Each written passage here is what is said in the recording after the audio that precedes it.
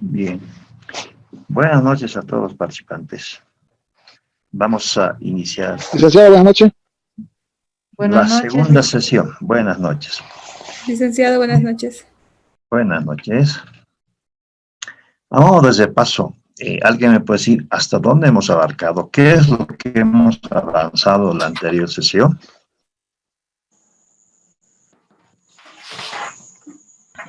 Nivel normativo, consultivo, hemos abarcado.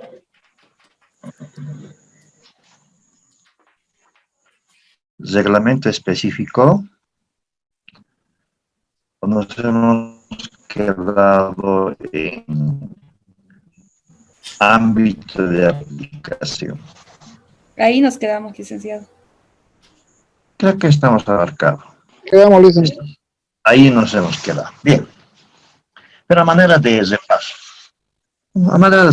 Ustedes saben que el órgano rector de este sistema es el Ministerio de Economía y Finanzas Públicas. Miren, estos días, estas semanas, hay cambios normales, podría decirse, ¿no? Porque es cambio de gestión. Yo siempre decía en en cursos anteriores, que cuando no me nombran LPC, LPA, extraño, porque una cosa es la teoría y otra cosa es la práctica. Y que a partir de hoy nuevamente asumimos a una entidad como LPC y LPA, vinculado a procesos de contratación. Y eso es una forma, ¿sí?, parte de la experiencia, también seguir conociendo, ¿sí?, aspectos vinculados a contratación. Entonces, pasa que cuando hay un proceso en curso, se presentan dudas. Depende, puede ser el DBC, los plazos, documentos, etc. Por eso que el órgano rector, la Dirección General de Normas de Gestión Pública, cuenta con especialistas, promedio 5 a 7, en sus diferentes áreas, donde especialmente, sin perjuicio de emitir las normas, difundir las normas básicas, prestan asistencia técnica a las entidades públicas y entidades privadas. Es decir, es la única instancia donde nos pueden absolver las dudas. ¿Por qué? Porque es el órgano rector. Y luego nos corroboran o nos respaldan con una nota expresa sobre las consultas. Y eso garantiza un proceso de aquellos aspectos que no puede estar en la norma. Luego, la parte de compatibilizar el RESAPS. Todavía muchas entidades no han enviado al órgano rector la modificación en el procedimiento de contratación menor, ¿no? Toda la publicación al proveedor y todo el detalle que ya está en el modelo. Ellos tienen que vigilar la adecuada aplicación de las normas básicas. Y ellos son los que administran el SICOES.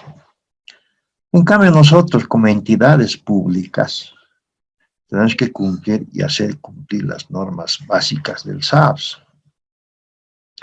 En el caso mío, cuando tomamos cargo del puesto que está vinculado a contrataciones, hacemos un corte en materia de contrataciones porque en mi nueva entidad me he dado cuenta que seguían haciendo procesos de contratación menores a 20.000.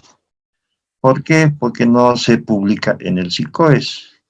Y hoy instruimos el corte total de todos los procesos, ¿sí?, aunque sean de cuantías bajas, y averiguar el objeto, ¿sí?, si realmente esas contrataciones menores a 20.000 estaban en el PAC o han reprogramado. Es decir, hay muchas cosas que evaluar. Es decir, primero, segundo, tercer día es de diagnóstico, sin perjuicio del instructivo del corte o digo de cierre contable, etc.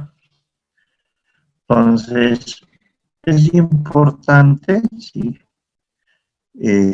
verificar las normas, implantar el SAPS, ¿sí?, registrar obligatoriamente en el SICOES. Es una fuente de información el SICOES. Uno ingresa y se entera de todos los procesos que se ha ejecutado. Y elaborar el SAPS. Lo que decía que el SICOES es a partir de 20.000. Menor a 20.000, simplemente hay que hacer seguimiento ¿sí? De las formas de adjudicación, porque el decreto 4308, que modifica la contratación menor, no aplica menor a 20.000, sino a partir de 20.000, y eso lo vamos a ver más adelante, ¿sí? Bien, acá esto es importante. El incumplimiento de las normas básicas del SARS generará responsabilidades, de acuerdo al decreto 2318-A, ¿sí? Y en el marco de la ley 1178, eso está en el artículo 7. Siempre ocurren incumplimientos, ¿sí? Algunos, en mi experiencia anterior, el servidor público reconoce su error y me dice, licenciado, he cometido este error. Ok, excelente. Merezco un memorándum. Excelente, sí, qué sincero. Emitan el memorándum de llamada de atención. Que en materia de contrataciones no se aplica el ZIP, ustedes saben, el ZIP, el reglamento interno del personal, es donde establecen las sanciones, deberes, obligaciones, el régimen disciplinario. Y ahí se emiten memos, primera llamada, segunda llamada, tercera o luego el proceso. Bueno, en materia de contrataciones es aplicar directamente la norma que señala sobre responsabilidad por la función pública, ¿sí? Por decir si ha equivocado o ha remitido o informado al SICOES al tercer día y no al segundo día, por ejemplo, las notificaciones de las adjudicaciones, etc. Ya, ya hay proceso. Puede que no se inicie el proceso en esos momentos, en esa semana.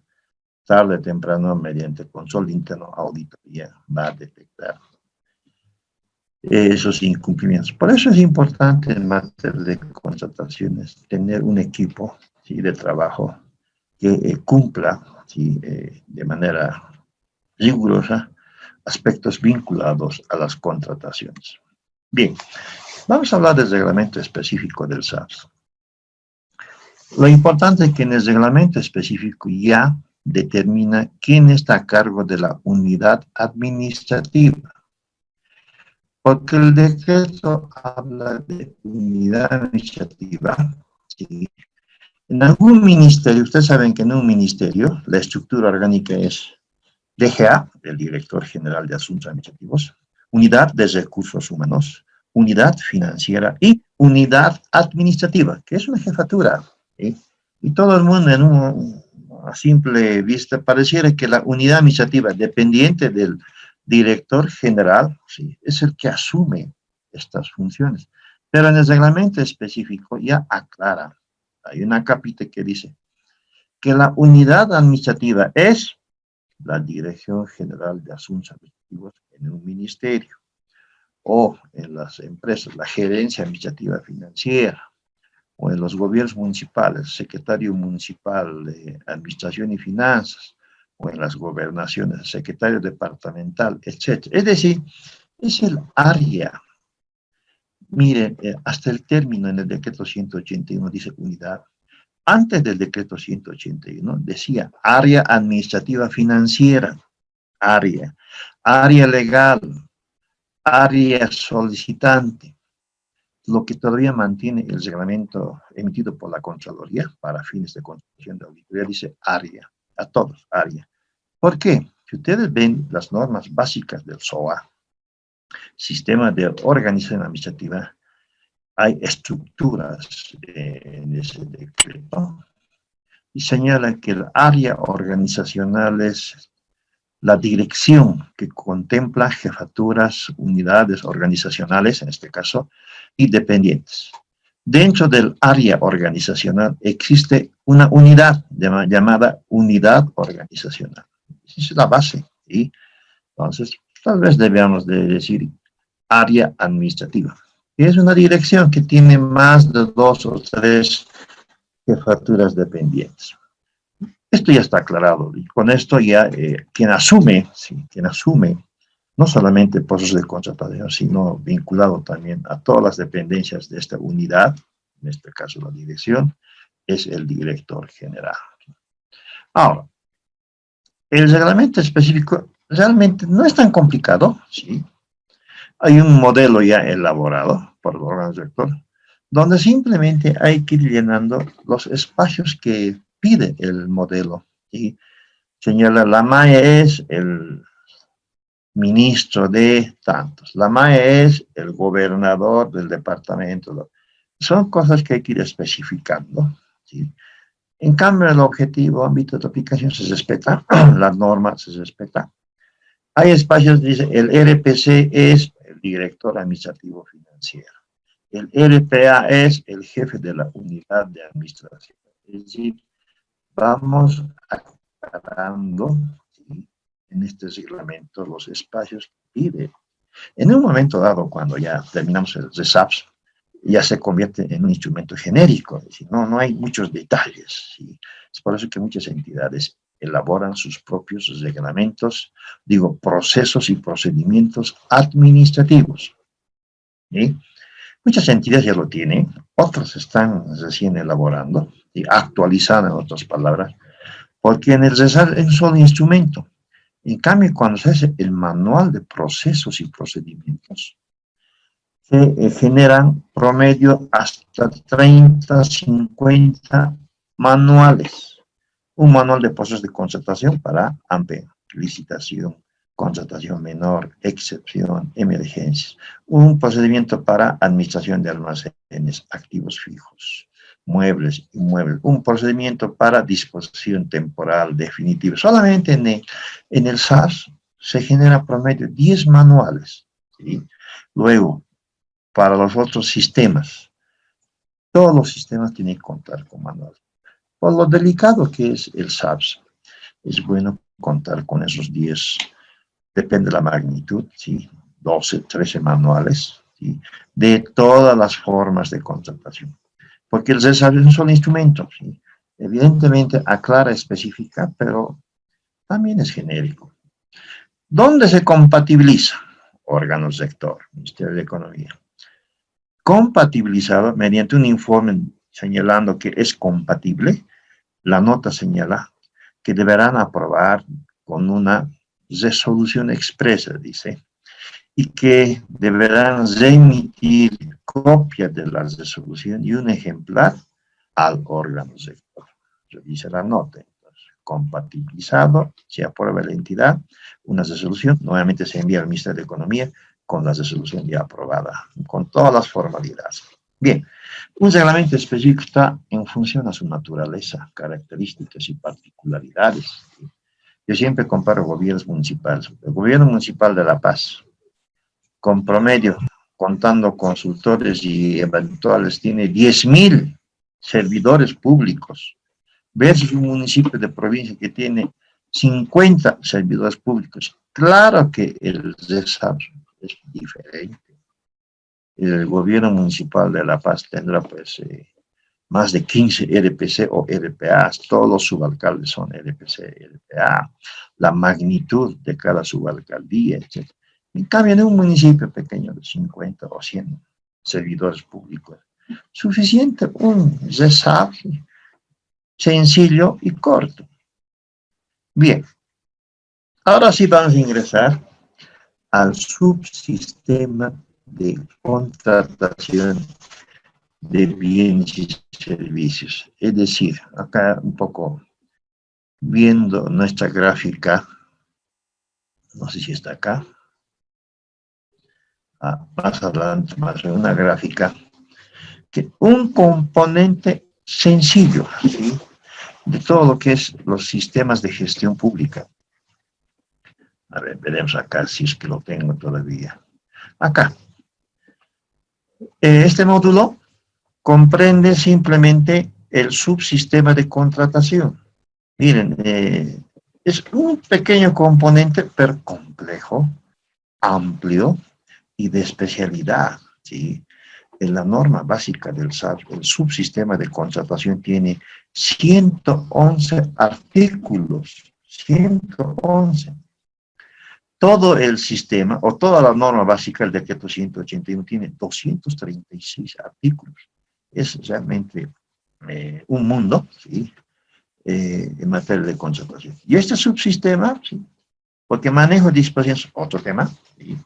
Es otra especialidad, otro evento. Entonces, solamente ahora vamos a abarcar subsistemas, ¿sí? En un momento dado, ¿sí? Ahora, por ejemplo, en EGPP, hay un diplomado donde trata de abarcar por lo menos 5 subsistemas, ¿sí? Está abarcando el SPO, presupuesto, personal, contabilidad y bienes y servicios, que ya empezó hace una semana atrás, porque alguien decía, no solamente es conocer el SAP, también queremos conocer los otros sistemas. Y justo salió el Diplomado de Gestión de la Calidad de Administración de Recursos Públicos, donde involucra por lo menos 5 sistemas. En otras entidades, sí, lo han convertido en una especie de especialidad.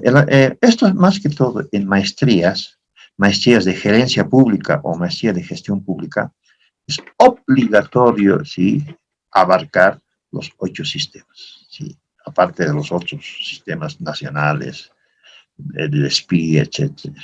¿Por qué? Porque la maestría, que son más de 4.000 carga ahora ya, ¿sí?, de 2.000 a 4.000, abarcas todo. En un diplomado es un poco complicado abarcar todo, ¿no? Es amplio, complejo, ¿sí? Y nosotros en este módulo simplemente vamos a abarcar contratación. Es un mundo interesante, ¿sí? Un mundo exclusivamente para contratación de bienes y servicios. ¿Y qué dice? Que el subsistema de contrataciones es un conjunto de principios, elementos jurídicos, técnicos y administrativos para una contratación. Es decir, intervienen la parte legal, la parte técnica, unidad solicitante, y la parte administrativa, contrataciones.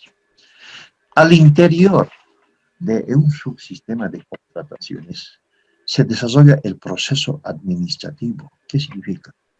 El proceso administrativo simplemente es la interacción a partir de la planificación u programación, organización, ejecución y control. Esa es la ciencia administrativa, ¿sí? Fundamentalmente 4 funciones fundamentales: planificar, organizar, ejecutar y controlar. En el caso mío, trato de aplicar estos días el proceso administrativo en mi entidad para saber primero si cómo estaba programado el PAC, ¿sí?, cuántos procesos tenía, y organizado, si cuántos servidores públicos hasta noviembre, ¿sí? Me he dado cuenta que hay varios consultores y eventuales, cuando ya no hay mucho proceso, ¿sí? Y veo, mañana me van a informar cómo se ha ejecutado, ¿sí?, programado, organizado y ejecutado, ¿sí? Y luego el control, cuánto de porcentaje se ha ejecutado en el POA-PAC o POA presupuesto PAC.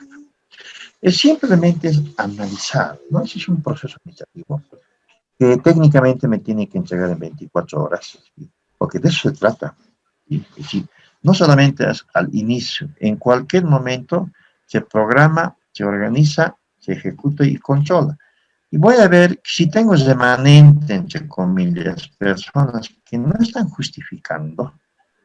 Por decir, tengo 3 personas, pero no están ejecutando el proceso de contratación, algo pasa. O viceversa, ¿sí? Veo que solo tengo un técnico y todavía tengo contrataciones menores, ¿sí?, y que no puedes realizar un solo técnico. Y tengo que reorganizar, tengo que tratar de reforzar, apoyar, o tal vez contratar, porque mi partida 121 de eventuales tengo que ejecutar hasta el 31 de diciembre. Y si no llego a ejecutar, hay un riesgo que en la siguiente gestión, sí, ya no me van a contemplar. Hay muchos aspectos que se tienen que tomar en materia de contrataciones a partir del proceso administrativo. También se puede aplicar al año, en enero, porque se va a aprobar el POA presupuesto. Y entonces elaboramos el PAC y vemos cuántos procesos tenemos gestión 2021. Todo ese indicador está en el PAC. El PAC me va a dar un resultado que tengo 20 AMPES, 5 licitaciones y 800 compras menores. La tendencia. Tengo que organizar, ¿sí? Tengo un técnico o un responsable de contrataciones y un jefe. y la parte operativa, veremos una forma de organizar la estructura, ¿sí? Luego ejecutar conforme al PAC, mes estimado, si es marzo, en marzo, si es mayo, mayo.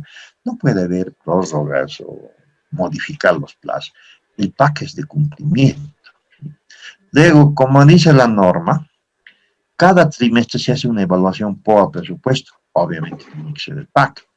La norma básica del SPO señala que cada trimestre hay una evaluación del POA, grado de ejecución. Y si es que hoy día, por ejemplo, diagnostico en mi entidad, en la nueva entidad, que no hay instrumentos, ¿sí? No hay instrumentos de formalización. Hay que generar, ¿sí? Cuando abarco el área de recursos humanos, los POAIs están por ahí. El acta de posesión, que es después de la declaración jurada de bienes y rentas, ¿sí? Tiene que haber un pequeño acta donde se lo posesión, y eso es un respaldo. Eso dice el decreto. Hay muchas cosas que uno va descubriendo en base a este proceso administrativo, porque el proceso administrativo no solamente se aplica en contrataciones, se aplica en todos los sistemas que comprende o que regula la ley 1178. Es importante, ¿sí? Simplemente es administrar. Ahora, el objetivo del subsistema de contrataciones dice responder oportunamente los requerimientos de bienes y servicios programados. El objetivo es tiene que atender, ¿sí? De manera oportuna. Significa en el tiempo establecido, ¿sí? Lograr una adecuada dotación de bienes y servicios para alcanzar los objetivos. Lograr una adecuada significa cumplir conforme a las características ya establecidas en el POA presupuesto. Y si no podemos decir, mire, el presupuesto es corto, en realidad el presupuesto no es 200.000, son 500.000, no se puede dar, ¿sí? Porque ya en el taller del POA y en el taller del PAC ya se ha establecido plazos, por tanto tiene que haber una adecuada dotación, ¿sí? Y eso es cumplir los objetivos del POA. En su mayor parte, sí, el sistema de administración de bienes y servicios coadyuva a cumplir la inversión pública. ¿Qué es inversión pública? Es salud, educación, infraestructura urbana, ¿sí? Carreteras, transportes, el término, ¿sí? Y otros. Porque en cada entidad hay un presupuesto para inversión pública. Y los gobiernos municipales y gobiernos departamentales, inclusive un porcentaje, un límite financiero, 25% gasto corriente, 75% gasto de inversión, es decir, obras, ¿sí? Salud, educación. Y en función a sus competencias, no es que la entidad genera esos objetivos en materia de inversión, sino es producto. Por ejemplo, hoy me parece que hace 2 semanas el Ministerio de Planificación ya ha sacado un instructivo y mañana el 24 vence que todas las entidades ya tienen que enviar un diagnóstico del PDES. ¿Qué significa? Del Plan de Desarrollo Económico y Social. ¿Cuánto tiempo es? 5 años. Ese PDES se tiene que ir ajustando el SPIE para que tengamos un plan 2021-2025. ¿Sí? Esa es la base. Y a partir de esos PDES, el POA o el SPO simplemente ejecuta de manera anual. Entonces, cada plan, programa, ya estaba establecido en el PI y en los planes estratégicos de mediano y largo plazo. ¿Entre ellos está qué? Obviamente está educación, carreteras, servicios de salud, vivienda, etc. Y eso se traduce en un POA, porque son demandas de la comunidad, de la sociedad, ¿sí? Y el POA lo plasma en recursos físicos, ¿sí? El POA, ustedes saben que es un taller que dura promedio 1 mes, ¿sí? A 2 meses, para determinar las acciones de corto plazo, los objetivos, los indicadores, los recursos a requerir, etcétera, etcétera. A eso llamamos recursos físicos. Inmediatamente el presupuesto asigna a estos recursos el presupuesto, ¿sí? Los recursos financieros, pero como presupuesto, sujeto a una captación durante la gestión. Cuando ya está todo aprobado, como que ya va a estar aprobado en diciembre, contratación, es que plasma en realidad, ¿sí? Contrata los bienes y servicios, ¿sí? Y esto en el marco de calidad, oportunidad, precio y pago. Esa es la filosofía de la ley. Calidad, que una obra no puede deshacerse o tener ya deterioros al año, al segundo año, cuando está garantizado por norma 5 años. O la oportunidad, que esa contratación, si es para 6 meses o un año, se tiene que cumplir. El precio tiene que ser adecuado y obviamente el pago. El subsistema de contratación plasma en realidad el POA presupuesto, la inversión pública. Bien, aquí vamos a hablar de plazos que establece la norma, plazos y horarios. Está en el artículo 15, ¿sí? Todos los procesos de contratación hasta la suscripción se mide en días hábiles. Todos son días hábiles, ¿sí? Si es que hay un feriado como acá, ¿sí? Jueves 6 de agosto, entonces sábado, domingo y feriados se tiene que trasladar al día hábil siguiente, ¿sí? Las horas hábiles son las que rigen en la entidad. Un poco genérico, en el reglamento de la Contraloría, por ejemplo, para contratación de firmas consultoras o auditoras, es tremendo, dice. La hora oficial, decir, es la que rige la entidad, etc. Porque es una realidad. Ustedes saben que ahorita, a ver, yo tengo las 20:04. Imagino que otros tendrán 20:05 o 20:06, etc. Hay una variación de 2 o 3 minutos, ¿sí? Y en el momento de presentar las propuestas, ocurre que las empresas llegan al tope. Pero supongamos que en esa entidad estaba adelantado por 2 minutos, que es hora oficial, ¿sí? Lo sentimos, o viceversa. Entonces, en acá, en alguna medida, trata de hacer prevalecer que las horas hábiles administrativas son las que exigen en la entidad, ¿no? Como horas de trabajo, ¿no? Ahora estamos de 8 de la mañana hasta las 4 de la tarde, entonces son las horas que por el momento, hasta la pandemia, exigen la entidad. Todo proceso de contratación tiene un cronograma de pasos, ¿sí? Está en el DBC. Eso tiene que estar en la convocatoria. Los plazos, vamos a ver más adelante. Hay plazos obligatorios que determina la norma y hay plazos que es potestad de la entidad, ¿sí? Para ver un proceso. Y esto es de especialidad, lo vamos a ver más adelante. Acá, esto es importante, vamos a hablar del precio referencial. La coyuntura amerita que un precio referencial adecuado garantiza un buen proceso de contratación. Primero, que es competencia de la unidad solicitante, ¿sí?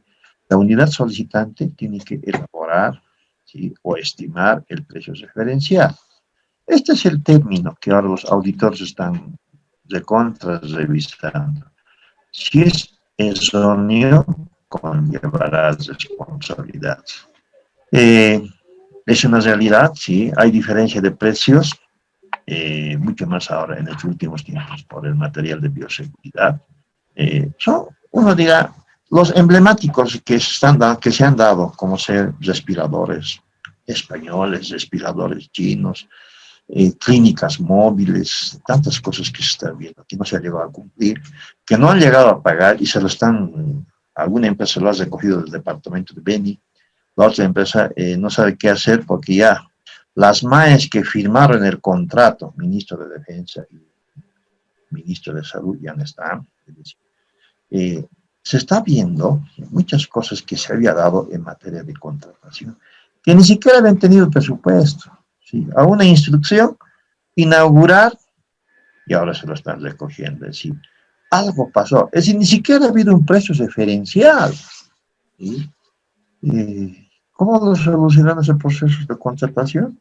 Los proveedores están ya reclamando, y me refiero a los emblemáticos, y debe haber también en cuantías bajas. Imagino 20,000, 30,000, 50,000, que por la cuantía no lo magnifican, pero debe ver, ¿no? Que debe estar vinculado al precio referencial. ¿Sí? Primero que este precio referencial es de carácter público, ¿sí? Tiene que estar en el DBC. Un precio referencial no simplemente es contar ya con la cotización o con la proforma o etcétera, sino tenemos que ver costos adicionales del precio referencial. ¿Cuáles son? Tributos, si es que traemos de ultramar, ¿sí? El transporte, si son equipos, no lo van a recibir en la oficina central que queda en la ciudad, tiene que ir a lugares, áreas desconcentradas, descentralizadas, transporte. El costo de la instalación, es decir, no es que nos dejan el equipo y se va el proveedor, es que tiene que haber una capacitación, la instalación, el funcionamiento. Ustedes saben que los aspiradores españoles llegaron acá y no funcionó. ¿Sí? Las inspecciones que ameritan y otros. La sumatoria, ¿sí? Con estos colaterales es hablar de un precio referencial adecuado. ¿Sí? Además dice que debe contar con información de respaldo, es decir, todas esas acciones tienen que estar respaldadas. A esto llamamos precio referencial. Es complicadito, pero ya es de especialidad. En la unidad solicitante tiene que haber un especialista, sí. En obras, por ejemplo, no amerita ir a cotizar entre comillas, sino ya se cuenta con un estudio de preinversión, diseño, que tiene que ir registrándose en el Ministerio de Planificación del Desarrollo. Pero estas obras, este diseño, si tiene una antigüedad de más de 4 meses, hay que actualizar los precios unitarios. ¿Sí? En servicios discontinuos, el precio unitario es el precio referencial. Son servicios discontinuos. Por decir, la contratación de agencia de viajes. La MAE viajará una vez al mes o tal vez 20 veces al mes. No son servicios discontinuos. No sabemos cuánto se va a generar en un mes. Por tanto, su precio unitario es el precio referencial. Bien, ahora vamos a hablar de las garantías. Usted decía, en la plataforma van a encontrar talleres sobre garantías, van a encontrar talleres sobre margen de preferencia y lo que van a ir abarcando. ¿Sí? Los últimos, la siguiente semana va a haber ejercicios prácticos de DBC. Está interesante el módulo. ¿Sí? Sobre contratación menor, sobre directa, excepción y emergencia, y objetos específicos. De eso trata el módulo 2. En este módulo no vamos a hablar mucho de AMPE ni licitación, ¿sí? Vamos a hablar de los procesos o casos especiales, llamamos objetos específicos, que es muy interesante, ¿sí? Va a haber varios ejercicios, y ahí vamos a hablar del reglamento, por ejemplo, de la Contraloría, y las formas de contratación y todo ello. Bien, garantías. Estas 3 características, renovable, irrevocable, ejecución inmediata, tiene que cumplirse, especialmente el de ejecución inmediata. ¿Sí? Los tipos, boleta bancaria, a primer requerimiento y póliza. Pasa que en gestiones anteriores se daba preponderancia a la boleta bancaria y a primer requerimiento. Como que pólizas en cuantías bajas tal vez, en cuantías altas, la norma de ese entonces obligaba que debían ser boletas o a primer requerimiento. Pero con el decreto 3548 del año 2018, ¿sí? Señalan que ya el proponente definirá el tipo de garantía, ya no la entidad. ¿Sí? Y en cuantías altas, estoy seguro que van a presentar una póliza. Y con esta experiencia, mi persona ha ejecutado N garantías por casos leves, ejecución, ¿sí? Pero cuando queríamos ejecutar pólizas, como que no ha sido a las 24 horas, obviamente cumpliendo las formalidades, informe técnico, informe legal y la ejecución. Es decir, me acuerdo, 24 de septiembre, hasta hace 15 años, y Seguros Illimani nos costó ejecutar una póliza, ¿sí? Porque nos pedía un informe complementario, etcétera, etcétera, y pasaba días, semanas, y realmente Entonces, en ese entonces nosotros hemos dicho Sí. que en el reglamento específico todo es boletas o garantía pymes de crimen. Nos aceptó el órgano director porque nosotros, en ese entonces mi persona estaba en la gobernación, eran obras asfaltadas. No estamos para esperar, sí, semanas para ejecutar. Entonces, pero ahora volvió nuevamente con este decreto la apertura para que los proponentes definan qué tipo de garantía presentará. Hasta ahora está bien. Ahora veremos los tipos de garantía. Primera garantía, seriedad de propuesta. Es equivalente al 1% del diferencial en consultoría a la mitad, ¿no? 0,5. La vigencia tiene que ser siempre 30 días superior a la validez de la propuesta.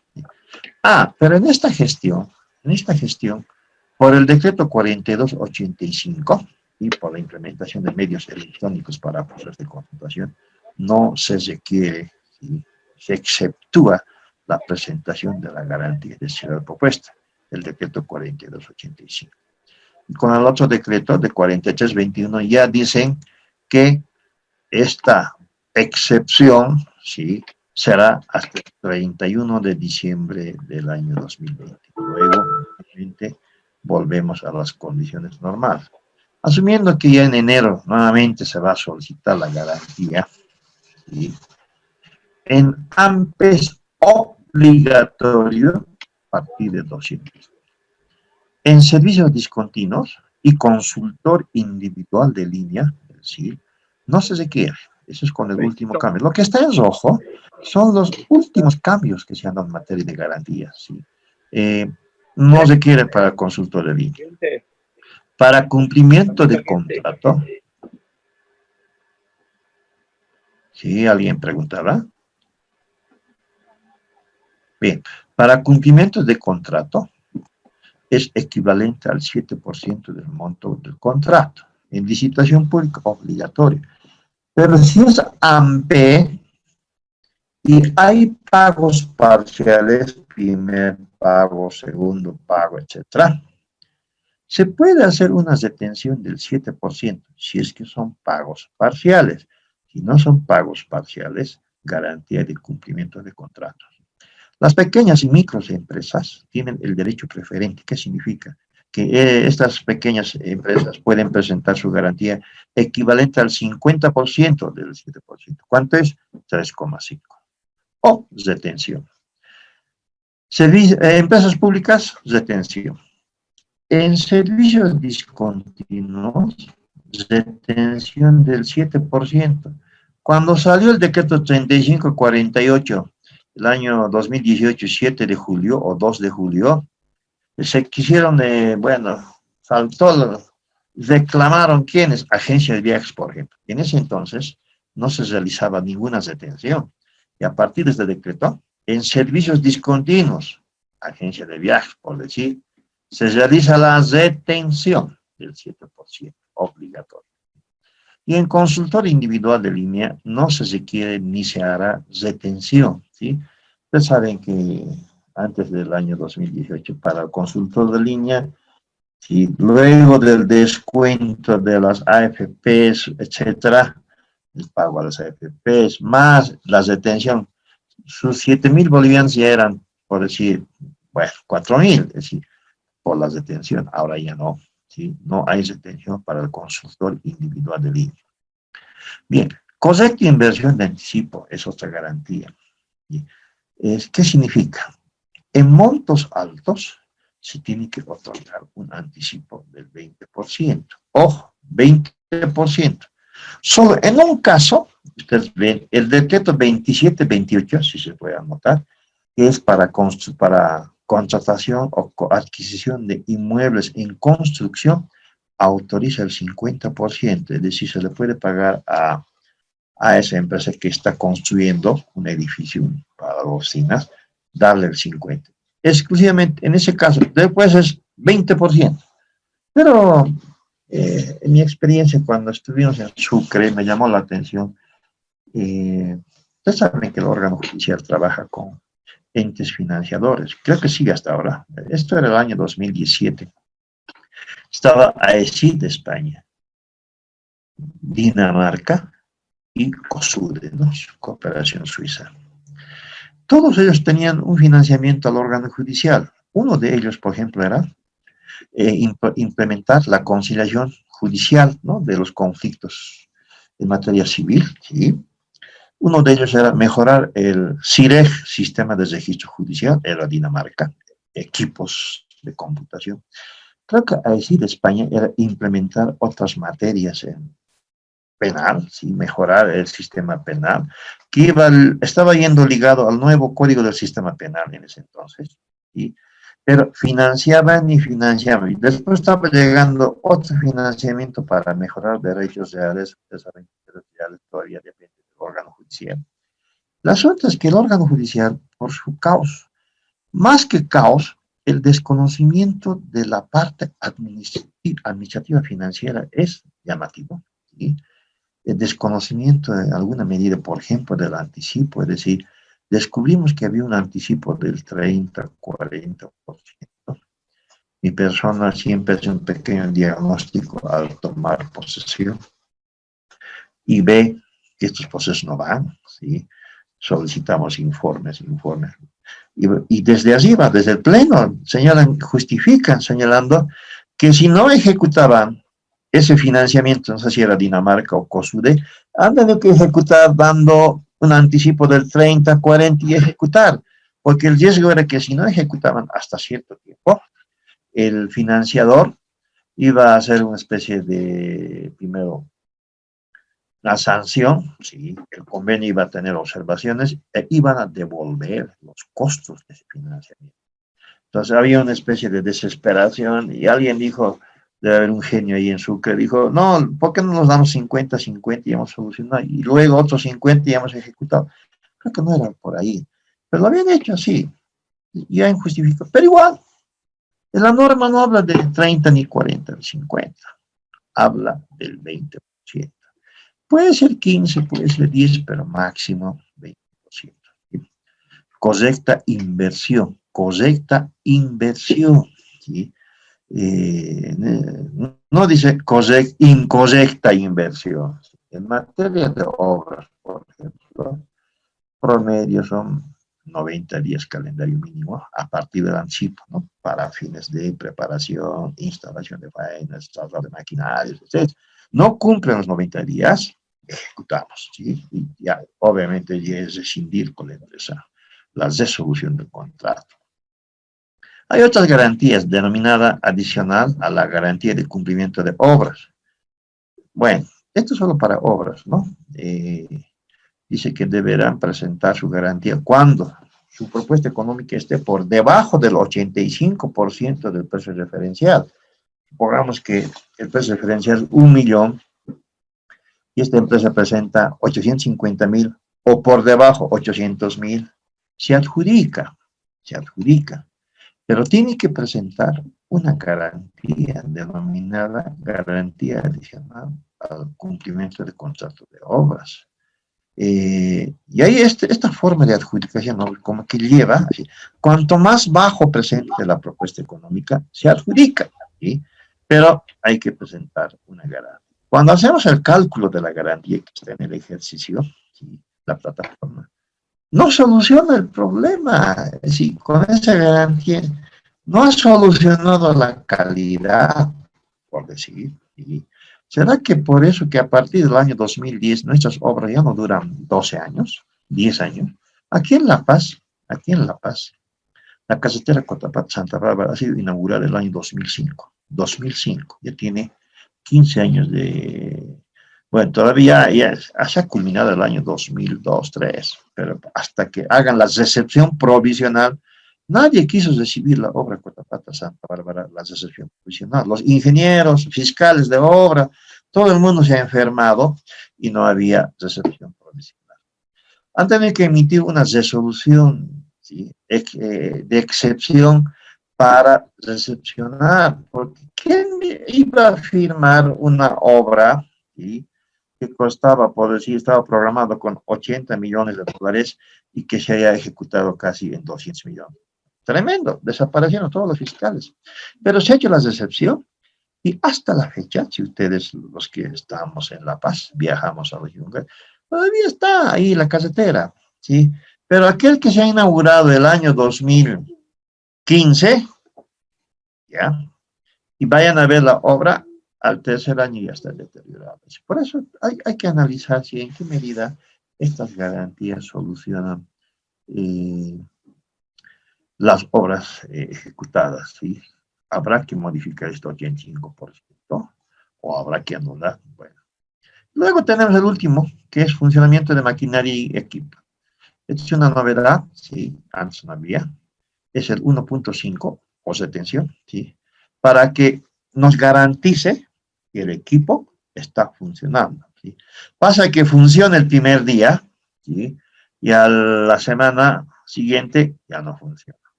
No hay forma de, ya hemos hecho el acta de recepción, ya está oleado sacramentado, ya está, etcétera, etcétera.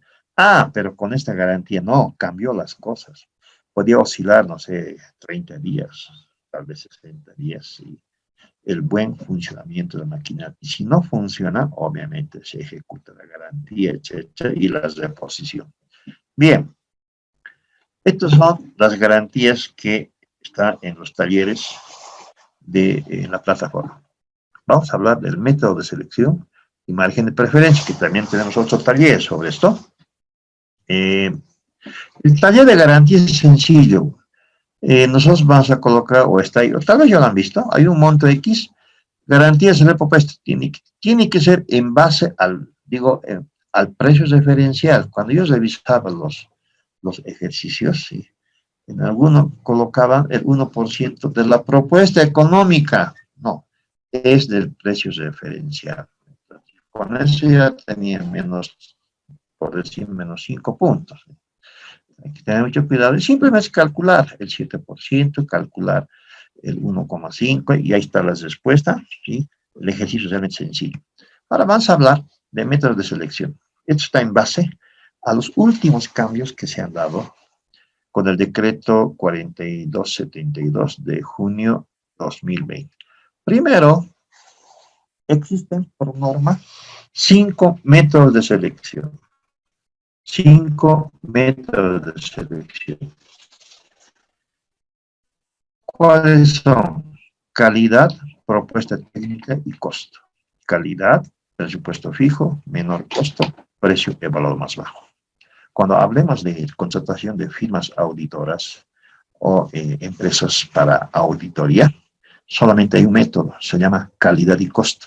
En el fondo es calidad, propuesta y costo. No hay presupuesto fijo, ni menor costo, ni precio más bajo. Un solo método para auditorías. En cambio, para bienes, obras, servicios generales, consultorías, 5 métodos. Pero ustedes van a ver que en un DBC no están los 5, ¿sí? No están los 5.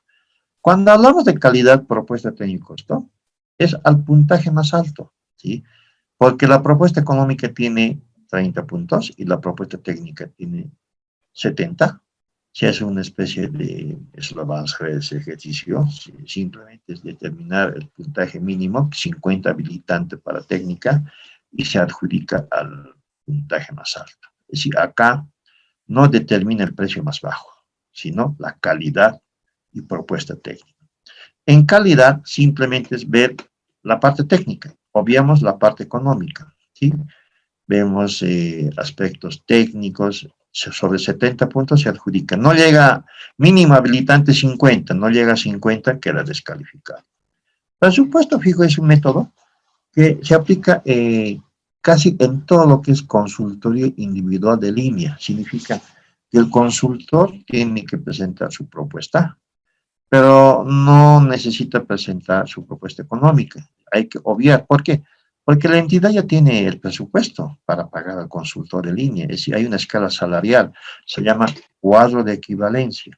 Entonces, hay un sueldo, hay un monto que va a percibir, por tanto, no requiere presentar su propuesta económica. A eso llamamos presupuesto fijo. Menor costo, más va a los servicios, ¿sí? A los servicios de consultoría, supervisión técnica. que tiene que cumplir todas las condiciones requeridas y menor costo. Acá el precio evaluado más bajo es lo que más utilizan, muchas entidades utilizan el precio evaluado más bajo. Realmente es sencillo, ¿sí? Es realmente sencillo. El método cumple, no técnico, administrativo y legal, y listo. Aquel que tiene el precio más bajo, adjudica. Y no hay mucha complicación. Pero hay un riesgo, ¿no? En materia de compra de bienes, ¿sí? Últimamente, ustedes saben, la vida útil de los bienes está en las normas contables. Los muebles de madera, escritorio, tienen una vida útil de 10 años. O los sillones giratorios, o el laptop, o el vehículo, tienen su vida útil. Pero algunos no llegan a cumplir ni siquiera esa vida útil. ¿Por qué? Porque realmente se han ido al precio más bajo, donde ya no se ha visto o no han velado por la calidad, ¿sí? Entonces, hay que saber, mire, en mi ex entidad de 5 años, el precio por lo bajo era un sueño, por decisión de la MAE, todos nuestros procesos eran calidad, propuesta técnica y costo. Obviamente presupuesto, pero el precio de valor más bajo era algún caso, si eran bienes, no aplicaba. Entonces, dependerá de la entidad y de la unidad solicitante, quién es el responsable de determinar el método de servicio. Y aquí, por ejemplo, en este cuadrito, estoy demostrando que no todos los métodos están en un DBC, por ejemplo, acá en AMPE, ¿sí? En bienes solamente se aplica 3 métodos. ¿Cuál es? Calidad, propuesta técnica y costo, calidad y precio de valor más bajo. Menor costo no se aplica ni presupuesto fijo. En obras, lo mismo, solamente se aplica 3 métodos. Luego, en servicios generales, mire, solamente son 2 métodos. Calidad, propuesta técnica y costo, menor, y precio de valor más bajo. No hay menor costo, no hay calidad, es que es un servicio. Consultorías, sí, se aplica 4 métodos, ¿sí? Excepto el precio evaluado más bajo. O consultor individual de línea, se aplica presupuesto fijo, claro que sí, pero también se puede aplicar calidad y propuesta técnica cuando sería consultor por producto, ¿sí? Supervisión técnica, lo mismo, son 4 métodos. Luego vamos viendo, ¿sí? Lo he pintado en rojo porque son contratación con objetos específicos como seguros y medicamentos. Los DBCs de estos procesos de contratación solamente piden un método. ¿Cuál es? El precio evaluado más bajo. Inclusive en el caso de medicamentos te dice precio evaluado más bajo y por ítems. Por ítem, así te establece el DBC. Lo mismo para arrendamiento de inmuebles. Este cuadrito es un... En el DBC ya está, ¿sí? En el DBC ya señalan estos métodos y la unidad solicitante ya tiene que determinar cuáles son esos métodos. Bien. Ahora vamos a hablar que en el DBC, ¿sí? Siempre existe estos aspectos de rechazo y descalificación de propuestas. ¿Cuándo se rechaza una propuesta? Cuando la propuesta fuese presentada fuera del plazo, fecha y hora, como decíamos, no tenemos una hora exacta, ¿sí? Por eso que en el salón de presentación de propuestas, o en la sala, depende, tiene que existir un reloj marcador, ¿sí?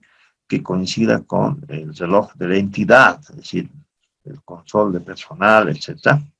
Y si está adelantado, bueno, y si está atrasado, bueno, porque la norma dice que la hora oficial es del convocante. Si es que presentan fuera de la hora, que normalmente será, ¿sí? Entonces se rechazan las propuestas. O presentar en un lugar diferente. Ustedes saben que, mire, en los municipios, por ejemplo en Caranaví, es un municipio que tiene 4 pisos, ¿sí? Y la apertura de sobres es en el 4.º piso, que es el piso del despacho de la MAE y todos los técnicos, ¿sí? Pero no aclaran, tienen que decir apertura de presentación y apertura 4.º piso del gobierno municipal, sala de reuniones del despacho de la MAE, todo. Es tan grande, hay sala del consejo, hay sala de todos. es bueno siempre especificar. Si no está especificado, hay ese riesgo de que se presenten o demoren hasta ubicar el lugar de la apertura. Luego habla de descalificación de propuestas. Esto ya está claro en el DBC. Si incumplen a la declaración jurada del formular A-1, sí, obviamente se descalifica. ¿Sí? Si cuando la propuesta técnica económica no cumpla las condiciones del DBC, descalificado. O cuando la propuesta económica excede el precio referencial, uno dirá, como ya hay un precio referencial, tratan de que sea igual o menor. Pero hay otras empresas que presentan por encima del precio referencial y lo hacen a propósito. ¿Sí? Eso significa que la empresa tiene razón, porque el precio referencial estimado, por decir, para una obra o para un servicio, no está correcto. Eso es una realidad que me pasó a mí, me dice el proponente. Licenciado, nosotros vamos a presentar, pero con un precio referencial diferente al que ustedes han publicado. Bueno, en otras palabras, se ha dicho que el nuestro estaba mal. Y analizando, evidentemente, el precio referencial no era adecuado al mercado y todo ello. Cuando el producto, o cuando producto de la revisión aritmética, si existiera una diferencia superior al 2%. Ustedes saben que hay una propuesta económica y la comisión tiene que hacer una revisión de los precios unitarios, la sumatoria. Y si hay una variación mayor al 2%, se descalifica. Ese ejercicio lo vamos a hacer la siguiente semana con 2 talleres, cómo se determina el error aritmético. Luego, cuando la validez de la propuesta no se ajusta al plazo mínimo requerido. O cuando no se presenta la garantía, claro que sí, si fuese requerido. ¿Sí? O cuando la garantía de ser propuesta no cumpla con las condiciones establecidas, monto, plazo, ¿sí? O cuando el proponente presente 2 o más alternativas. En materia de contratación, no hay plan A ni plan B, o se cumple lo que está en el DBC. O cuando presente 2 o más propuestas, claro que sí, no va, se descalifica. O cuando la propuesta tenga errores, no errores, sino tenga bosones, tachaduras, causales de descalificación.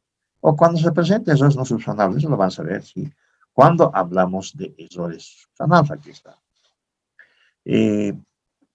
Ahora, el decreto, ¿sí? Simplemente menciona este concepto para errores subsanables, ¿sí? Dice, error subsanable es el que incide sobre aspectos no sustanciales, sean accidentales, de forma, ¿sí? Sin afectar la legalidad ni la solvencia de las propuestas. Significa, si no afecta la solvencia, la legalidad, se considera subsanable. En la norma anterior había 5 incisos, ya que decían, error subsanable es la falta de numeración correlativa. Error subsanable es la carencia de rúbricas en alguna de las hojas de la propuesta. Error subsanable es, etcétera, ¿no? Si hemos solicitado un original, 2 copias, y nos presentan un original y una copia, afecta la legalidad, ¿sí? Y había otros puntos, pero creo que alguien dijo, no, dejamos abierto este concepto y la comisión de calificación verá cuán subsanable es en base a este concepto. Si evidentemente esa propuesta afecta la legalidad, ¿sí? La solvencia. Si no afecta la legalidad, ahora nos vamos. Si falta una numeración correlativa, si faltó el numerador, ¿se descalifica? Acá creo que dice, no afecta la legalidad. El hecho de que hayan rubricado todos, pero se olvidaron 2, 3 hojas de rubricar, afecta la legalidad, la solvencia. La comisión dirá, creo que no, es subsanable. Pero depende de la comisión ahora. Y si la comisión, un ejemplo, si designamos 3 auditores en la comisión de calificación, para los auditores tal vez la falta de rubrica no es subsanable. ¿Sí? Un poco como que la norma ha dejado abierto, ¿sí? En cambio, si ustedes ven, cuando ya abarquemos con contrataciones con ofertas específicas, el reglamento de la Contraloría es contundente, te dice los incisos, ¿sí? ¿Cuáles son los subsanables? porque la filosofía del reglamento es del año 2008, está vigente el año 2008, ¿sí? Y en ese entonces los decretos del SAFS también tenían la misma filosofía. Bien, errores no subsanables, eso sí es causal de descalificación, es decir, ausencia de formulario, lo que se requiere debe ser descalificado, falta de propuesta técnica, falta de propuesta económica, claro que sí, ¿sí? La falta de la garantía de ser propuesta, ausencia del poder del representante legal, falta de elección jurado o ausencia de firma del representante legal, ¿sí? Garantía de ser propuesta girada por monto plazo menor, pero claro que sí. Garantía diferente a la solicitada cuando la entidad especifique. La falta de firma en los formularios, si hay mayor al 2% en la revisión aritmética, ¿sí? Ausencia de documentos solicitados en el DBC, o si solicitamos fotocopia legalizada y nos presentan fotocopia sin, está en el DBC. ¿Sí? Es simplemente cotejar, la comisión tiene que cotejar, si incumple estas causales, descalificado. Acá dice, todo error considerado subsanable no será causal de descalificación y será consignado en el informe de la comisión con la justificación. Claro que sí, como su nombre indica, error subsanable, pero durante el proceso se tiene que subsanar. Si faltó las rúbricas, entonces tendrán que completar las rúbricas y con eso ya está subsanado. Si faltó el numerador, o nuevamente corregirán, pues, y enumerar nuevamente las hojas, o corregirán, pero está subsanado. Es decir, se trata de que en el informe, ¿sí?, tiene que culminar subsanado estos errores en el proceso de contratación. Bien, luego viene la figura de declaración desierta, ¿sí? Mira, yo les digo, Licenciado, perdón, tengo una pregunta de la diapositiva anterior.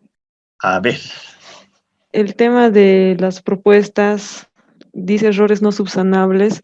Al momento de calificar o descalificar una propuesta, si considero que tiene errores subsanables, la comisión de calificación en sesión reservada saca su informe de evaluación o de comisión de calificación. Sin embargo, acaba de decir que puede subsanarse los errores, pero hasta donde yo entiendo, todas las propuestas no pueden ser modificadas por el proponente. O sea, entran una vez a la entidad y de ahí no se mueve ni una letra. Se puede hacer así es. aclaraciones, pero no se podría subsanar los errores, o no sé, o estoy entendiendo mal. No, significa que en el informe que elabora la comisión de calificación, como es error subsanable, ¿sí?, se considera que no es causal de descalificación. Eso tiene que mencionar. ¿Por qué? Porque ese error se va a subsanar. Pero no la propuesta, no significa alterar, porque prácticamente ya está en acta de apertura tal cual está. Pero hay aspectos que tiene que mencionar la comisión, ¿sí?, que esos errores son subsanables, ¿sí? Por eso que no es causal de descalificación. Más que todo, en el informe se tiene que consignar. No significa que cambie la carátula y modifiquen todos los documentos. No, no va en ese sentido. ¿Está bien? Muy bien, continuamos. Muy bien, El tiempo gracias. apremia. Muy bien. Seguimos. Declaración desierta. Yo decía que en declaración desierta, sí, a veces, si se da una desierta, como que ya no va ya el plan, el POA, el PAC. ¿Por qué? Porque implica nuevamente convocar, ¿sí?, analizando los aspectos por los cuales se ha declarado desierta, ¿sí? Por eso la tendencia tiene que ser tratar de adjudicar, ¿sí?, en la primera convocatoria. Pero como que la norma ya ha previsto, ¿no? Si se declara 2 veces o por segunda vez desierta, entonces ya se aplica por excepción, ¿sí? Estas causales, cuando no se hubiera recibido ninguna propuesta. Claro que sí, si no hay propuestas, desierta. Y hay que analizar por qué no se han presentado. O cuando todas las propuestas excedan el precio referencial. También hay que analizar por qué han presentado por encima, ¿sí? O ninguna propuesta hubiese cumplido con lo especificado. Hay que analizar cuál es el tema, ¿sí?, qué punto es el que no se puede cumplir. Y este último, que recién se incorpora, el proponente adjudicado incumpla la presentación de documentos. Es decir, si les ha propuesto o en la norma dice o en el DBC 4 días hábiles y no presentan los 4 días, obviamente es causal de descalificación, sí, o desistimiento. Por eso acá dice, las unidades solicitantes y administrativas analizarán las causas de la declaración de cierre, ajustar, ¿sí?, y que permitan viabilizar la constatación. Toda declaración de cierre se tiene que publicar en el SICOES. Bien, ahora vamos a hablar de suspensión, cancelación y anulación. Esto es... ¿Licen? Sí. Licen, buenas Ahí. noches. Quería hacerle una consulta. Dígame. Ahí, para que el proveedor pueda presentar su documentación en 4 días, que son los que ellos tienen, en el momento en que nosotros tenemos que subir la resolución de adjudicación, que solo tenemos 2 días y que ya la subimos, y si el proveedor no llega a completar su documentación, ¿qué sucedería en ese caso? Eso se llama desistimiento causal de descalificación. No cumplió en el plazo. Ya, si ese desistimiento no ha sido comunicado ni justificada, se ejecuta la garantía. En algunos casos son razones de fuerza mayor, es decir, se ha visto obligado a desistir porque el documento no llegó a tiempo, por decir, o no presentó el profesional. Entonces, igual, sí, se descalifica a la empresa. Es que el plazo es publicado en el SICOES, que son 2 días hábiles máximo. Si ya está en el DBC y está en el cronograma, son 4 días mínimo. Tal vez podría ser 5 o 6, pero la norma dice mínimo 4 días, que todo el mundo lo aplica, ¿no? El mínimo, 4 días para AMPE, Sí, son 10 4 días días. para licitación.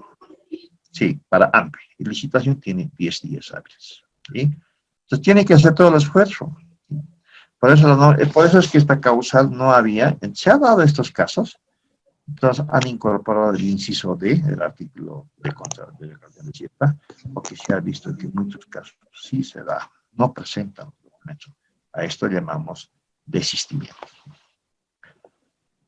Bien. Y en el SICOES, ¿cómo lo informaríamos, Licen, si ya tenemos el 170 de adjudicado?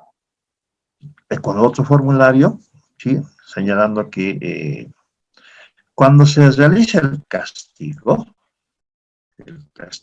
con la 180, ahí le informamos, ¿no?, el desistimiento. Es decir, cuando no ha justificado el porqué de la presentación. En algunos casos justifica con un informe, con una nota, simplemente es descalificar y no ejecutar su garantía. Por tanto, no se lo publica en el SICOES, ¿no?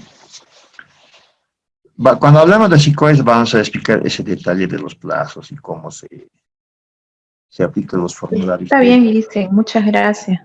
De nada. Poco nos estamos adelantando porque todavía nos tenemos 2 semanas. Y hay casos en el SICOES que lo vamos a poner con ejemplos. Bien, acá es margen de preferencia. Hablar de margen de preferencia. Pero primero veremos casos de suspensión, anulación y cancelación. Y en estos tiempos de pandemia creo que se ha presentado. Suspendido, otros han cancelado y algunos han anulado procesos de contratación. Pero hay una confusión, ¿no? Cuando dicen anulación, piense que se anula y no va más, ¿sí? No, tiene que continuar el proceso, ¿sí? ¿Cuándo? Primero, la MAE RPA ha abierto esta forma de anulación a las 3 instancias MAE, RPC, RPA, que anteriormente solamente era para la MAE, las normas anteriores. El reglamento de la Contraloría mantiene todavía solo para la MAE la potestad de anular. Con el decreto 181 se ha abierto para el RPC y RPA, mediante una resolución expresa, ¿sí? ¿Por recomendación de qué? Unidad solicitante, comisión de calificación. En un momento dado, una MAE decía, por favor, un informe para anular este proceso. A ver, ¿cómo piensan que la unidad administrativa, contrataciones, son los expertos para hacer los informes?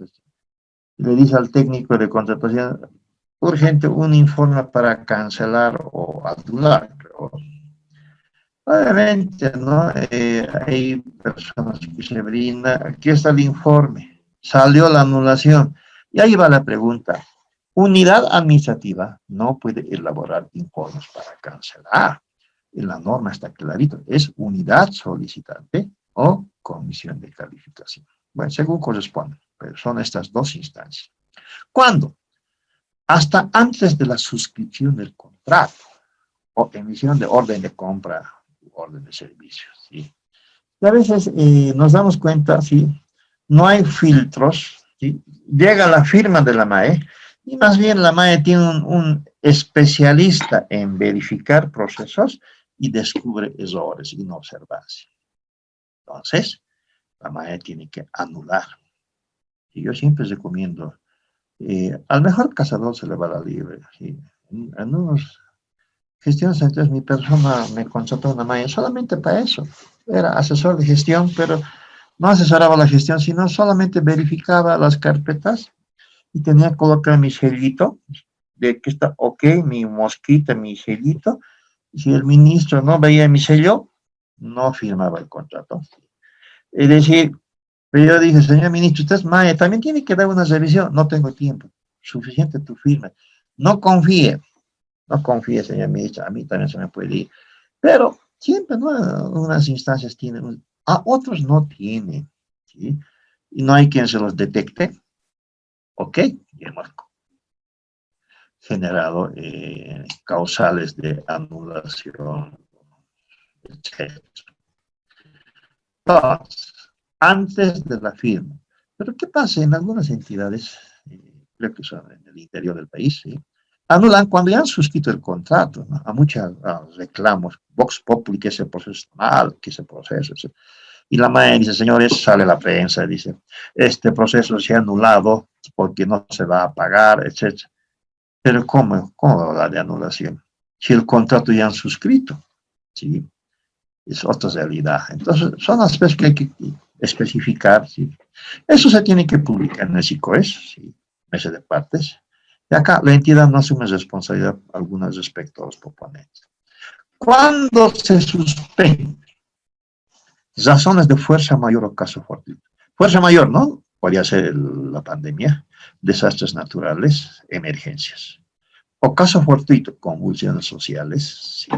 Bloqueos, que no permitan que un proceso se lleve a cabo, ¿sí? O no permiten la continuidad. Por tanto, se suspende, ¿sí? Pero si se suspende, por decir, estos meses, se tiene que reanudar en la gestión. Alguien decía, suspendemos y los reiniciamos el 2021. No va, tiene que ser en la gestión. En caso contrario, no suspender, cancelar el proceso. ¿Qué significa? Que ya no hay necesidad de la contratación, se extingue la contratación. Por tanto, cancelamos y cerramos todo ese proceso. Pero la cancelación es para ya no contratar en la gestión. ¿Sí? Es una forma para cesar un proceso. En cambio, la anulación no. Se da, por ejemplo, por errores en el DBC. Sí, se les va a algún técnico. ¿Cuándo se dan cuenta? Cuando están nuevamente revisando y ven detalles. Ok, error en el DBC. Entonces, ¿qué hay que hacer? Anular informe técnico, informe legal.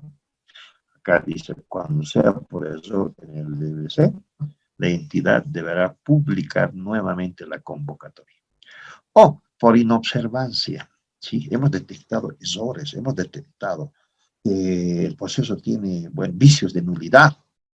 Entonces, tiene que anularse ese proceso hasta el vicio más antiguo. Significa nuevamente volver a evaluar o nuevamente analizar las causales y hacer las correcciones, etc. ¿Sí? A esto llamamos anulación. Bien, y ahora sí vamos a entrar a margen de preferencia. Licenciado, buenas noches. Una consulta, por favor, respecto a ¿hay la preguntas? diapositiva anterior. Sí, licenciado, buenas noches. Una consulta respecto a la diapositiva anterior. Adelante. Para la anulación, cancelación o suspensión de los procesos, se requiere evidentemente un informe de la unidad solicitante, ¿no es cierto? Sí. O la comisión de calificación. Pero Así es.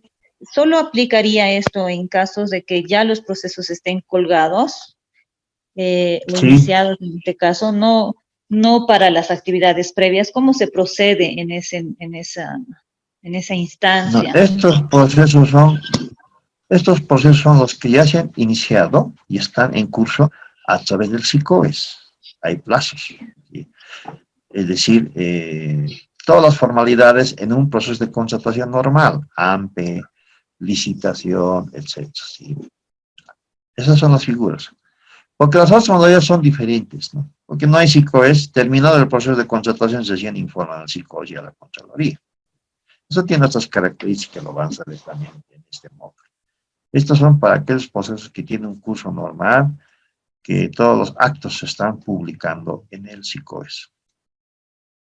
¿Bien? Bien, creo que Está bien, estamos gracias. ya. Margen de preferencia es un tema interesante, es para hacer ejercicios y determinar ejemplos y todo. Vamos a quedar acá, ¿sí? Vamos a quedar acá, y abriremos un banco de preguntas respecto al avanzado, si tuvieran dudas, preguntas, no solamente esta unidad, sino la sesión anterior tal vez, ¿sí? ¿Hay preguntas? Sí, licenciado, por favor, puedo molestarlo una Adelante, vez más. Es una adelante. pregunta que todas las unidades solicitantes en general lo hacen como consulta a la unidad de contrataciones. Y es ¿cómo defino mi precio referencial? ¿Dónde está escrito el cómo hacerlo? No quién es el responsable, sino el cómo hacerlo. Y es una pregunta muy insistente de las unidades solicitantes. Muy bien.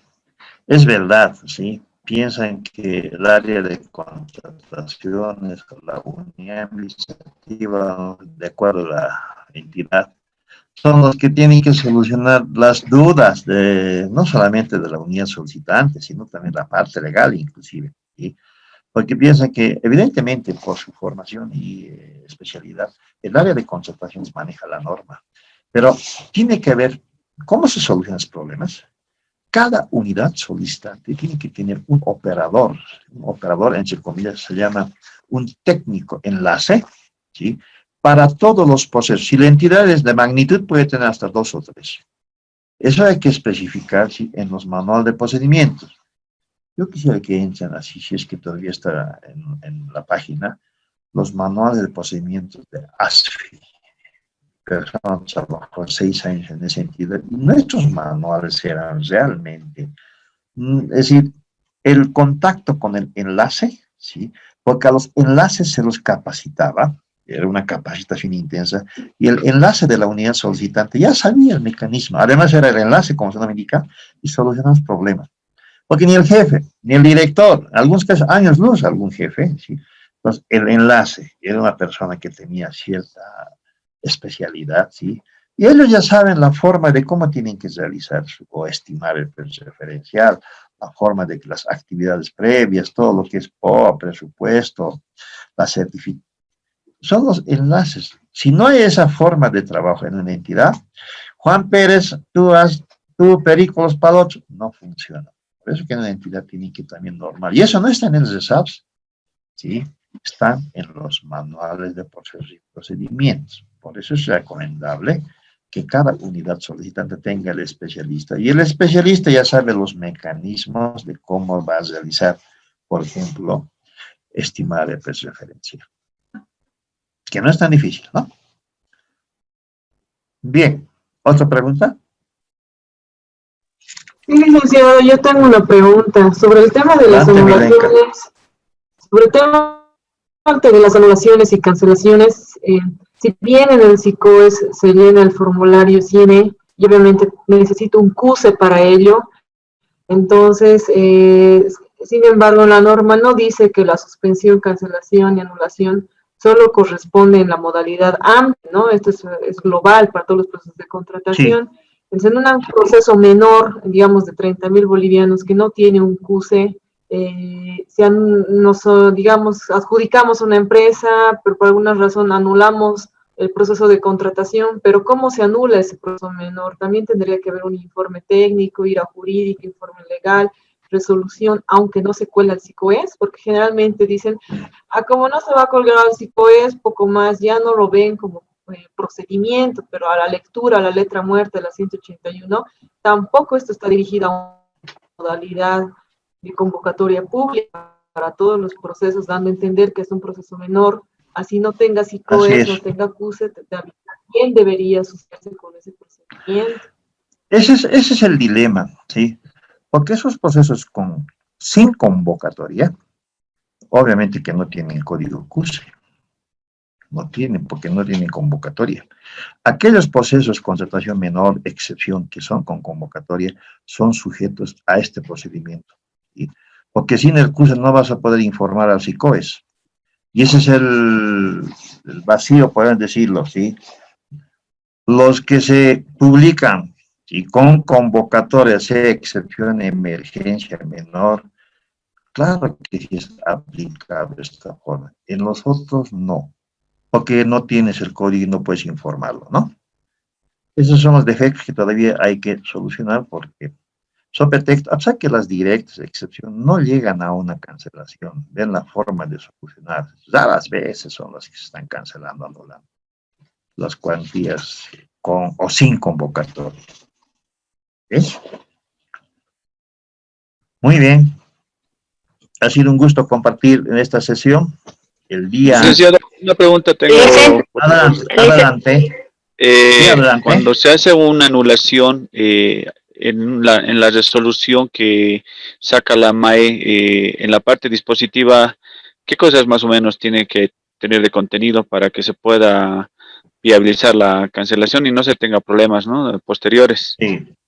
Primero el informe técnico, que es la base, donde tiene que explicar los detalles, el causal, ¿sí? Tiene que justificar, luego ese informe tiene que plasmarlo en una conclusión y recomendación, donde recomienda que se debe cancelar por estos motivos. Si es fuerza mayor, caso fortuito, no hay mucho problema. En la anuncio hay que explicar los detalles que se han incluido, ¿sí?, que no se ha contemplado el documento X que se solicitaba en DBC, o que no ha existido la firma correspondiente de él, etcétera, por tanto es sujeto a anulación. Pero un informe tiene que culminar siempre con una recomendación, ¿sí?, de anulación. Ese informe sustenta la parte normativa, que es jurídica, y saca la resolución. Hay modelos de informe, porque otros informes muy genéricos, siempre tiene que tener su antecedente, su desarrollo, su conclusión y recomendación, tanto legal como técnico. Y eso respalda la resolución. Tengo otra pregunta. Yo estoy trabajando en un municipio donde hay un proponente que en reiteradas veces ya se ha adjudicado contratos, pero lastimosamente tiene muchas observaciones con los comunales de que entrega, le piden calamina, pero entrega una calamina mala. Entonces, parece que se le ha sancionado. Entonces, quería saber cómo podemos saber que está sancionado para ya no tomarlo en cuenta en las próximas licitaciones que se haga. ¿Quieres saber si está impedido para participar? ¿Algo así? Sí, correcto. Es que cuando se castiga está en el psicoes, ya 1 año o 3 años, depende. Imposible que vuelva a participar, porque ya al generar la información mediante el RUP, o si no, en el momento en que se recepciona las propuestas, el encargado de contratación tiene que ir cargando, ¿sí?, el sistema para ver si está impedido, porque es una condición para proseguir el proceso. Y hay otros que están después de 3 años, 5 años, eso sí, pero los que están vigentes no pueden participar porque el sistema te reporta como impedido. Si no lo están haciendo eso, ahí estamos mal. Pero igual, ¿sí?, por norma, tienen que digitar todas las empresas de acuerdo a su NIT y salta ahí los impedidos. Es lo que tienen que hacer. Con eso ya no participa. Además, la empresa ya sabe que está castigado. Es que en municipios es diferente, ¿no? poco ahí la especialidad y todo ello, y tal vez no lo están haciendo conforme el procedimiento. ¿Mm? Muy bien. Dice una consulta. Alguien, adelante. Una consulta, por favor. ¿Qué pasa si en una entidad el precio referencial lo da la unidad solicitante, no es cierto? Sí. Si en un proceso, una compra menor, la unidad solicitante presenta su proceso y se adjudica a esta compra menor una determinada empresa, por el cierre de gestión, este proceso queda pendiente de pago, ¿ya? La entidad, al año siguiente, cuando se apertura nuevamente el sistema para la entidad, quiere enviar este proceso de pago, pero las autoridades cambian y ellos ven que en este proceso adjudicado hay un supuesto sobreprecio. ¿Cómo quedaría este proceso Es lo que para está poder pasando ahora. cancelar? Es lo que está pasando ahora, porque muchos procesos están observando y no están pagando, porque aducen de que tienen sobreprecio y la pobre empresa está mendigando los pagos, no solamente en esta coyuntura. Yo les comento que en el mes de junio ha salido un decreto 4257, que de sorpresa, a las 7 de la noche se emite el decreto 4257, que fusiona los ministerios de Deportes, Culturas y Comunicación. En otras palabras, desaparecen y se van, por ejemplo, Deportes y Cultura, Educación. Y toda la información de procesos de pago que está, porque ha sido un decreto shock, nadie sabía. Y el decreto dice que en 4 días calendario se hace la transferencia. Y ahí los procesos que estaban para pago, procesos que estaban ya adjudicados y faltaba la conformidad, saltaron, ¿sí? Y en educación, por ejemplo, los casos de cultura y deportes no se ha viabilizado inmediatamente. Han tenido que rearmar una historia. Algunos decían, no, ese tiene sobreprecio. No, una realidad. ¿Para qué? ¿Para qué hace el anterior viernes el decreto 4393? Nuevamente le hace retornar a culturas como ministerio. Deportes se va, creo que a salud. Es un caos. Y acá este último decreto, ya que, si ustedes leen, ya la forma de cómo tienen que cumplir con los pagos, da 30 días para solucionar esos problemas, es ya más técnico. El anterior decreto 4257, yo tengo que decirlo, era todo menos un decreto de transferencia. Y esos casos ha ocurrido, y ¿cómo que ahora sigue ocurriendo? Primero, si es inversión pública, está garantizado el pago, simplemente es hacer el devengamiento. Si es gasto corriente, hay un riesgo, sí, porque la gestión, saben que termina en diciembre, sí. Devengar un gasto corriente, me refiero a servicios que no son inversión, hay un riesgo.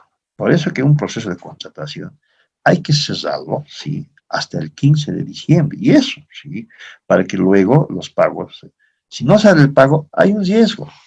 Y mucho más si hay un cambio de autoridades, porque la nueva autoridad no va a querer pagar como que ya está ocurriendo. A partir del 9 de noviembre hay muchos casos que dicen ¿por qué? ¿Y por qué? ¿Y por qué? Sí, tratando de hacer, buscar. Pero el problema es que, ¿qué culpa tiene el proveedor? El proveedor afirma orden de compra o contrato. Si ha habido problemas internos del precio referencial, si ha habido problemas del proceso mismo, no es atribuible al proveedor, el proveedor a cumplir, si es que ha sido con convocatoria.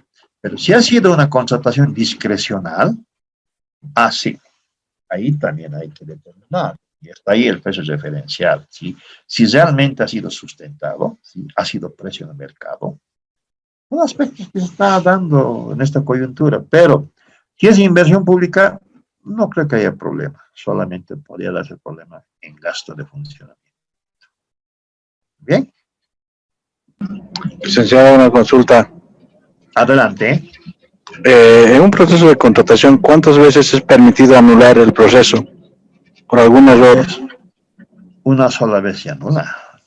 Si no puede haber 2, 3 anulaciones porque se trata de subsanar. Depende. Si es error en el DBC, no creo que haya otro error más. No creo que se presente. Y el DBC es hasta el final de la contratación hasta la suscripción.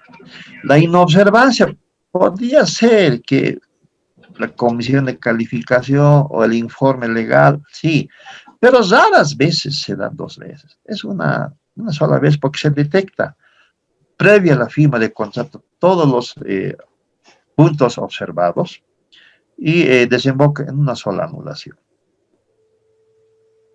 Normalmente es una anulación. Después de haberse anulado el proceso, debe retomar. ¿Alguien más? Licenciado, buenas noches. Una consulta. Adelante, José. ¿Es posible adecuar los RESAPs, en el caso de un ministerio, adecuar el RESAP a entidades desconcentradas, programas y proyectos? Mire, el RESAP es un modelo, es un contenido mínimo, ¿sí? No puede cambiar aspectos adicionales. Si ustedes modifican un RESAP base al contenido, segurísimo que el órgano rector los va a rechazar. Sí, eso nosotros lo hemos vivido, ¿sí? Es decir, el órgano rector verifica conforme al contenido mínimo. Si hay puntos adicionales, primero te observa o te dice por qué está ese punto. El caso de mi experiencia, nosotros hemos colocado la ley 482 de gobiernos municipales, ¿sí? Porque hablaba aspectos a municipios. Pese a mencionar eso, la técnica dice, no, tiene que sacarle esa ley porque hay una ley, no, pero somos municipio. Entonces me tiene que justificar. Es contundente las observaciones, pero rara vez se podía incorporar aspectos que no están en el modelo. Es decir, el RESAP es para todos. ¿Sí? No puede haber adición. Si es que hubiera, hay que hacer una reunión y justificar por qué en sus RESAP va a estar esto, lo que usted me dice, ¿no? Cuidado a programas, todo ello. Entonces, simplemente es coordinar con órganos rector, que raras veces ceden, esa es otra experiencia, ¿sí? Hasta por una coma en algún momento dado, ¿no? Entonces, si el tema es sustancial, hay que ir a coordinar con el órgano rector. Y si se podía. Caso contrario, no. Gracias, licenciado. Ok. Licenciado, un favor. ¿Alguien más? Tengo una duda en cuanto a tiempos de los procesos de contratación. En el municipio donde estoy, nosotros somos el órgano fiscalizador, somos consejo. Entonces, el consejo. Entonces, lo que nos piden es que nosotros rechacemos o aceptemos. Entonces, nos mandan los formularios, por decir, un día para que se le notifique con la adjudicación al proponente, y al día siguiente ya ponen en su formulario que se haga el contrato. Y a nosotros nos están presionando, nos dicen que hay un plazo que no pueden ellos ni cambiar ni mover. Y segundo, entonces queríamos saber más o menos, saber si se pueden modificar estos plazos. Y segundo, más o menos los tiempos regulares que debe tener un proceso de contratación, cuánto debe durar, cuánto se puede ampliar. Esa es mi pregunta, licenciado. Sí, nos estamos adelantando. Cuando veamos participantes, modalidades y plazos, vamos a explicar, especialmente para el caso de territoriales, municipios y gobernaciones tienen plazos diferentes, ¿sí? Primero, el consejo, ¿sí? Interviene en la parte de suscripción de contrato, aprueba los contratos. No es, como su nombre es ente fiscalizador, no es un ente ejecutor de procesos. A no ser que sea un municipio pequeñísimo, donde la MAE sea LPC, LPA. Si el municipio tiene LPC, LPA, el consejo simplemente fiscaliza, ¿sí? Especialmente la formalización, cuál es el contrato. Y los plazos que están en el cronograma no se pueden modificar, no se puede ampliar, porque ya ese cronograma que está en el DBC, artículo 47, léanlo, es de cumplimiento obligatorio. No puede haber alguien que diga, miren, ya firmaremos el contrato cuando el contrato en el cronograma está por decir para el 30 de noviembre y hoy 22 o 27 de que queremos arrancar. No. ¿Sí? Son esos casos que lo van a ver con los cronogramas y vas a calcular por qué no se puede modificar. Porque el decreto ya te dice, bien claro, no se modifican los plazos. Al contrario, se cumplen. Muy bien. Licenciado, entonces, ¿cuánto más o menos quería saber un proceso de AMPE, más o menos cuánto tiene que durar un regular, digamos? 30 días, calendario AMPE menor a 200.000, mayor a 200.000, 40 días, licitación 60 días. Ese ejercicio lo vamos a mostrar la siguiente semana, no, hoy es el viernes lo vamos a mostrar, ¿sí? Ya, gracias, licenciado. Vamos a abarcar. Está en la plataforma, tal vez ya está en las diapositivas, los plazos y cronogramas. Si no está, lo vamos a subir ya para el viernes. ¿Está bien? Gracias, licenciado. Ok, muy bien.